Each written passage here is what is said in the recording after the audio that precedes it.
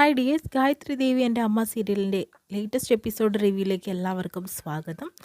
അങ്ങനെ അഭിഷേക് എഡ്മാഷിൻ്റെ വീട്ടിലേക്ക് പോവുക കേട്ടോ ചെയ്യുന്നത്. അതിനുശേഷം തന്നെ അവിടെ നിന്ന് സംസാരിക്കുന്നുണ്ട്, തനിക്ക് ജോലി കിട്ടിയ കാര്യങ്ങളൊക്കെ തന്നെ മാഷോട് സംസാരിക്കുന്നുണ്ട്. എന്നിട്ട് പറയുന്നുണ്ട് അഭിഷേക്, മാഷെ ഞാൻ ഇവിടേക്ക് രണ്ട് കാര്യത്തിനാണ് വന്നിട്ടുള്ളത്. ഒന്ന്, എനിക്ക് ജോലി കിട്ടിയ കാര്യം പറയാനും അനുഗ്രഹം വാങ്ങിക്കാനും. മറ്റേ കാര്യം, ഒരു വേക്കൻസി ഉണ്ട് കമ്പനിയിൽ. അവിടെ തന്നെ ദേവബാലയ്ക്കും അതുപോലെ തന്നെ സുനന്ദയ്ക്കും കൂടി ഒരു ജോലി വാങ്ങിക്കൊടുക്കണമെന്നാണ് എൻ്റെ ആഗ്രഹം. അതുകൊണ്ട് BSc പാസ്സായവരല്ലേ ഇവർ രണ്ടുപേരും, അതുകൊണ്ട് തന്നെ ഇവർക്ക് ജോലി എന്തായാലും കിട്ടും എന്ന് പറയാട്ടോ ചെയ്യുന്നത്. അതിനുശേഷം തന്നെ സുനന്ദയെ ഒന്ന് വിളിക്കാവോ എന്ന് പറയുന്നുണ്ട്. അപ്പോൾ മാഷ് മോളെ വിളിക്കുന്നുണ്ട്. അങ്ങനെ മോളും അമ്മയും കൂടെ വരുന്നുണ്ട്. ഞാൻ വിചാരിച്ചു ഇവളുടെ കാര്യത്തിൽ ഏതെങ്കിലും ഒരാളുടെ കല്യാണം കഴിച്ചതിന് ശേഷം അടുക്കളപ്പുറത്തായിരിക്കും ഇവളുടെ ജീവിതം എന്നാണ് ഞാൻ വിചാരിച്ചത്. ഇപ്പോൾ കണ്ടോ, അവൻ പഠിച്ചു വലുതായി. ഇപ്പോഴും തൻ്റെ ഒപ്പമുള്ളവരെ കൂടെ കൂട്ടണമെന്ന് ഇവൻ്റെ ഒരു ആഗ്രഹം ഉണ്ടല്ലോ. ഇവൻ്റെ ആ മനസ്സിന് ഒരുപാട് വലിയ മനസ്സുള്ളവനാണ് അഭിഷേക് നീ എന്ന് പറയാട്ടോ മാഷ് ചെയ്യുന്നത്. അങ്ങനെ അപ്പോയിൻമെൻറ്റ് ലെറ്ററൊക്കെ കൊടുക്കുന്നുണ്ട്. ഇത് ഓൺലൈൻ വഴിയോ അല്ലെങ്കിൽ കമ്പനിയിൽ നേരിട്ടോ നീ കൊടുക്കണം സുനന്ദ എന്ന് പറയുകയാണ്. തീർച്ചയായും ഞാൻ കൊടുക്കാമെന്നും പറയാട്ടോ ചെയ്യുന്നത്. സുനന്ദ എൻ്റെ കൂടെ ഒന്ന് വായോ, എനിക്ക് കുറച്ച് സംസാരിക്കാനുണ്ടെന്നൊക്കെ പറഞ്ഞിട്ട് സുനന്ദനെ കൂട്ടിക്കൊണ്ട് പോവാട്ടോ ചെയ്യുന്നത് അഭിഷേക്. അതിനുശേഷം അഭിഷേക് സുനന്ദയോട് പറയുന്നുണ്ട്, നീ ആപ്ലിക്കേഷൻ കൊടുക്കുമ്പോഴത്തേനും ദേവബാലയെ കൂടി കൂട്ടണം, അവളോടും ഈ ആപ്ലിക്കേഷൻ കൊടുക്കണമെന്ന് പറയണം. ഇത് ഞാൻ ജോലി ചെയ്യുന്ന കമ്പനിയാണെന്ന് പറയണ്ട, അങ്ങനെയാണെങ്കിൽ അവൾ ഒരിക്കലും വരില്ല. അവൾക്കൊരു ജോലി കിട്ടിക്കഴിഞ്ഞാൽ ദേവരാജൻ മാഷ്ക്ക് ഒരുപാട് സന്തോഷമാവും എന്ന് പറയണം. നീ അവളോട് പറഞ്ഞില്ലേ എവിടെ വർക്ക് ചെയ്യുന്നത്? അവൾ എൻ്റെ എവിടെ സ്ഥലമെന്നൊന്നും അവൾ അന്വേഷിച്ചിട്ട് പോലുമില്ല. അതുകൊണ്ട് തന്നെ നീ അവളെ കൂട്ടി വരണം സുനന്ദ എന്ന് പറയാട്ടോ ചെയ്യുന്നത്. ഞാൻ ചെയ്തോളാം എന്ന് പറയുന്നുണ്ട് കേട്ടോ. അതിനുശേഷം അവിടെ നിന്ന് പോവുകയാണ്. അങ്ങനെ തൻ്റെ അമ്മയെ അന്വേഷിച്ചുകൊണ്ട് അഭിഷേക് വീണ്ടും തൻ്റെ വീട്ടിലേക്ക് വരുന്നുണ്ട്. വീട്ടിലേക്ക് വരുമ്പോഴത്തേനും അവിടെ കാണുന്നത്, അവിടെ കുറച്ച് പെയിൻറ്റിങ് പണിക്കാർ മാത്രമേ ഉള്ളൂ. അവർ പെയിൻറ്റ് ചെയ്തുകൊണ്ടിരിക്കുക കേട്ടോ. അപ്പോൾ ചോദിക്കുന്നുണ്ട്, ഇവിടുത്തെ ആളുകളൊക്കെ എവിടെയെന്ന് ചോദിക്കുകയാണ്. ഇവിടെ ഇപ്പോൾ ആരും താമസിക്കണമൊന്നുമില്ല. ഇവിടുത്തെ ആളുകൾ ഈ വീട് വിറ്റു. ഇനി 2 ദിവസം കഴിഞ്ഞിട്ടുണ്ടെങ്കിൽ പുതിയ ആളുകൾ ഇവിടെ താമസിക്കാനായിട്ട് വരുമെന്ന് പറയുക കേട്ടോ ചെയ്യുന്നത്. അങ്ങനെ നിരാശയോട് കൂടി തന്നെ അഭിഷേക് വീണ്ടും ചോദിക്കുന്നുണ്ട്, അവരെങ്ങോട്ടേക്കാണ് പോയതെന്ന് നിങ്ങൾക്ക് അറിയുമോ എന്ന് ചോദിക്കുന്നു. ഇല്ല, ഞങ്ങൾക്കറിയില്ല കേട്ടോ, അതിനെക്കുറിച്ചൊന്നും പറയുന്നതൊന്നും കേട്ടില്ല. അതുകൊണ്ട് തന്നെ അഭിഷേക് നിമ്മി ആൻറ്റിയുടെ വീട്ടിലേക്ക് തന്നെ പോവുകയാണ്. നിമ്മി ആൻറ്റി പറയുന്നുണ്ട്, അവരെങ്ങോട്ട് പോയെന്ന് എനിക്കറിയില്ല. ഒരു ദിവസം നേരം പുലർന്നപ്പോഴത്തേനും ചേച്ചിയും അതുപോലെ ജയരാമേട്ടനെ അവിടെ കാണാനായിട്ട് പറ്റിയിട്ടില്ല എന്ന് പറയുന്നു. അങ്ങനെ നിമ്മിയുടെ ഹസ്ബൻഡ് പറയുന്നുണ്ട്, ഞാൻ ഇവളോട് എത്ര പ്രാവശ്യം പറഞ്ഞു മോനോട് കാര്യങ്ങളെല്ലാം തന്നെ വിളിച്ച് പറയണം എന്നുള്ളത്, പക്ഷേ ഇവൾ കേട്ടില്ല. ഞാൻ പറയാമെന്ന് വിചാരിച്ചാൽ പോലും അവൾ അതിന് സമ്മതിക്കുകയും ചെയ്തില്ല. നിങ്ങൾക്കത് പറയാം, ഇത് പറഞ്ഞാൽ മോൻ്റെ അവസ്ഥ എന്തായിരിക്കുമെന്ന് എനിക്ക് നന്നായിട്ട് അറിയാം. നീ വിഷമിപ്പിക്കരുത് എന്ന് ഗായത്രി ചേച്ചി എന്നോട് എപ്പോഴും പറയാറുണ്ട്. ഗായത്രി ചേച്ചി പറഞ്ഞിട്ടുണ്ട്, ഒരു ലക്ഷ്യത്തിലെത്തണ വരെ നിന്നെ ഒരു പ്രശ്നം കൊണ്ടും ബുദ്ധിമുട്ടിപ്പിക്കാൻ പാടില്ല എന്നും. അതാണ് ഞാൻ മോനെ നിൻ്റെ ഫോൺ വന്നപ്പോൾ എടുക്കാനിരുന്നത്. എന്തായാലും വസുധയ്ക്ക് അറിയില്ല എവിടേക്കാണ് പോയിട്ടുണ്ടെങ്കിൽ. വസുധയും ജയരാമേട്ടനും കൂടി തെറ്റിക്കഴിഞ്ഞു. കാരണം എന്ന് വെച്ചിട്ടുണ്ടെങ്കിൽ വസുധയുടെ ബിസിനസ് എല്ലാം തന്നെ പൊളിഞ്ഞു. ഇപ്പോൾ എവിടെ മംഗലാപുരത്തോ വേറെ എവിടെയൊക്കെയോ ഉണ്ടെന്നൊക്കെ ആരൊക്കെ പറയുന്നുണ്ട്.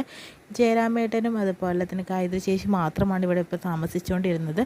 6 മാസം മുന്നേ തന്നെ ജയരാമേട്ടനും അതുപോലെ തന്നെ വസുധയും കൂടി വഴക്കുണ്ടായിരുന്നു. ജയരാമേട്ടൻ അറിയാതെ തന്നെയാണ് വസുധ ആ വീട് വിറ്റത്. അതിൻ്റെ പേരിൽ ഒരുപാട് പ്രശ്നങ്ങളുണ്ടായിരുന്നു. അവർ പിന്നെ തിരിച്ചു പോയി എന്നും ഇപ്പോൾ എവിടെയാണെന്നൊന്നും അറിയില്ല.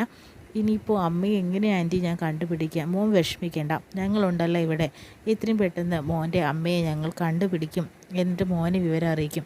ആൻറ്റി, ഒരു കാര്യങ്ങളും എന്നോട് പറയാതിരിക്കരുത്. നിങ്ങൾ എന്തുണ്ടെങ്കിലും എന്നോട് വിളിച്ച് പറയാനായിട്ട് ശ്രമിക്കണം. ഞാൻ വരാം. ഇനി ലീവ് എടുത്തിട്ട് വേണമെങ്കിലും എൻ്റെ അമ്മയെ അന്വേഷിക്കാൻ ഞാൻ ഇവിടെ തന്നെ നിൽക്കാം എന്നൊക്കെ പറയുന്നുണ്ട്. അതൊന്നും വേണ്ട മോനെ, മോനൊരു കാര്യം കൊണ്ട് വിഷമിക്കേണ്ട കാര്യമൊന്നുമില്ല. ഞങ്ങളുണ്ടല്ലോ. ഇപ്പോൾ കമ്പനി കയറിയ ദിവസങ്ങളാണ്.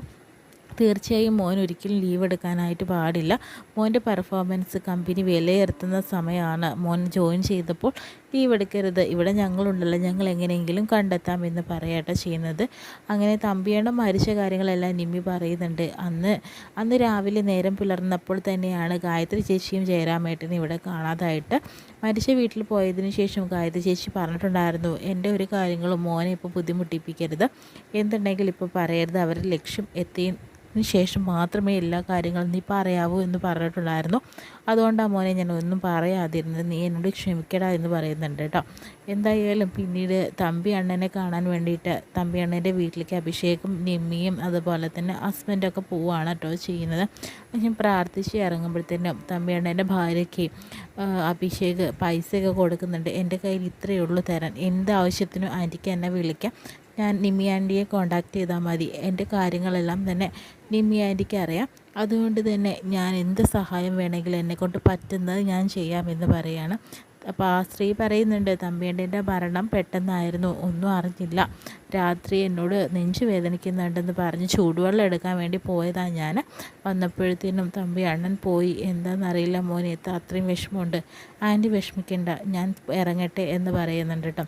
അങ്ങനെ നിമ്മിയും ഹസ്ബൻഡും അഭിഷേകം കൊണ്ട് സംസാരിച്ചുകൊണ്ടിരിക്കുന്നുണ്ട്. അപ്പോൾ അഭിഷേക് ചോദിക്കുന്നുണ്ട്, എന്തായാലും ഞാൻ പോലീസ് സ്റ്റേഷനിൽ പോയിട്ട് ഒരു പരാതി കൊടുക്കാം അങ്കിളെ, അങ്ങനെയാകുമ്പോൾ അവരുടെ ഭാഗത്തുനിന്നും ഒരു അന്വേഷണം ഉണ്ടാവുമല്ലോ, ഇത്രയും പെട്ടെന്ന് അമ്മയെ കണ്ടെത്താനായിട്ട് പറ്റുകയാണെങ്കിൽ അത്രയും സമാധാനമല്ലേ അങ്കിളെ എന്ന് പറയാണ്. മോൻ പറഞ്ഞതാണ് ശരി, ആ വഴിക്ക് ഒന്ന് നീങ്ങാം, എന്തായാലും മോൻ എന്തായാലും പരാതി കൊടുത്തിട്ട് പോയിക്കോ, വേണ്ടത് ഞങ്ങൾ ചെയ്യാം. പക്ഷേ ആ ബാസി ഒന്ന് കോണ്ടാക്ട് ചെയ്യാൻ എന്താണ് മാർഗ്ഗം മംഗള എന്ന് ചോദിക്കുകയാണ്. ബാസി ഇപ്പോൾ കോണ്ടാക്ട് ചെയ്യാൻ പറ്റില്ല, ഒരു ചെറിയ വീട് അയാൾക്ക് ഇവിടെ ഉണ്ടായിരുന്നു, ആരുടെടുത്തും അയാളുടെ നമ്പറില്ല, എങ്ങനെ നമ്പർ കൊടുക്കാനായിട്ട് പറ്റും, മൊത്തം കടം വരുത്തി വെച്ചിട്ട് അവരിവിടെ നിന്ന് മുങ്ങിയതല്ലേ, ഇനിയൊന്നും അവർ എന്താവുമെന്ന് നമുക്കറിയില്ല, മോൻ ചെല്ല് എന്ന് പറയുകയാണ്. അങ്ങനെ അഭിഷേക് പോലീസ് സ്റ്റേഷനിൽ ചെന്നതിന് ശേഷം അവിടെ പരാതി കൊടുക്കുന്നുണ്ട് കേട്ടോ. പരാതി കൊടുത്തതിന് ശേഷം നമ്മുടെ കോൺസ്റ്റബിൾ പറയുന്നുണ്ട്, എന്തായാലും നമുക്ക് SI ഒന്ന് കാണാമെന്ന് പറഞ്ഞിട്ട് അകത്തേക്ക് കൂട്ടിക്കൊണ്ട് പോവാണ്. ഇയാളുടെ അമ്മയും അച്ഛനെയും കാണാതായിട്ട് കുറച്ച് ദിവസമായി, ഇപ്പോൾ പരാതി തന്നിരിക്കുകയാണെന്ന് പറയുന്നു. അപ്പോൾ ഇയാൾ എവിടെയായിരുന്നു, ഇയാൾ ജോലി സ്ഥലത്തായിരുന്നു, ഇപ്പോൾ വന്നപ്പോൾ കാണാനില്ല എന്ന് പറയാം. എൻ്റെ മുന്നിൽ ഒരു ഭാര്യയും ഭർത്താവും മരിച്ചു കിടക്കുന്നുണ്ടായിരുന്നു, അവരുടെ ഫോട്ടോ ഇവനൊന്ന് കാണിച്ചു കൊടുക്കുമെന്ന് പറയുന്നുണ്ട്. അയ്യോ എനിക്കൊന്നും കാണണ്ട, തൻ്റെ അച്ഛനും അമ്മയാണോ എന്ന് ഞങ്ങൾക്ക് ഉറപ്പ് വരുത്താൻ വേണ്ടിയിട്ടാണ് താൻ ആ ഫോട്ടോ എന്തെങ്കിലും കാണിച്ചു കൊടുക്കുക. ഇയാൾ പോയിട്ട് അവരുടെ ഫോട്ടോ ഇവൻ്റെ കയ്യിലുള്ള ഫോട്ടോ ചെന്നൊന്ന് നോക്കണം, അതിനുശേഷം മറുപടി പറഞ്ഞാൽ മതി പറയുന്നുണ്ട്. അങ്ങനെ ആ മരിച്ച സ്ത്രീയുടെയും അയാളുടെയും ഫോട്ടോ കാണിച്ചു കൊടുക്കുകയാണ് അഭിഷേക് വളരെ വിഷമത്തോടു കൂടി. പക്ഷേ അവരല്ല ഒരിക്കലും, നിങ്ങളുടെ അച്ഛനും അമ്മയും അല്ല ഇതെന്ന് പറയുമ്പോൾ അഭിക്ക് സമാധാനമാവുന്നുണ്ട്. താൻ വിഷമിക്കേണ്ടടോ, തനിക്ക് എത്രയും പെട്ടെന്ന് തൻ്റെ അച്ഛനും അമ്മയും കണ്ടെത്താനായിട്ട് പറ്റട്ടെ, ഞങ്ങളെക്കൊണ്ട് പറ്റുന്ന എല്ലാ സഹായം ഞങ്ങൾ ചെയ്തു തരാമെന്ന് പോലീസുകാരൻ പറയുകയാണ് കേട്ടോ. പിന്നീട് ദേവരാജ മാഷയും അഭിയാണ് കാണിക്കുന്നത്.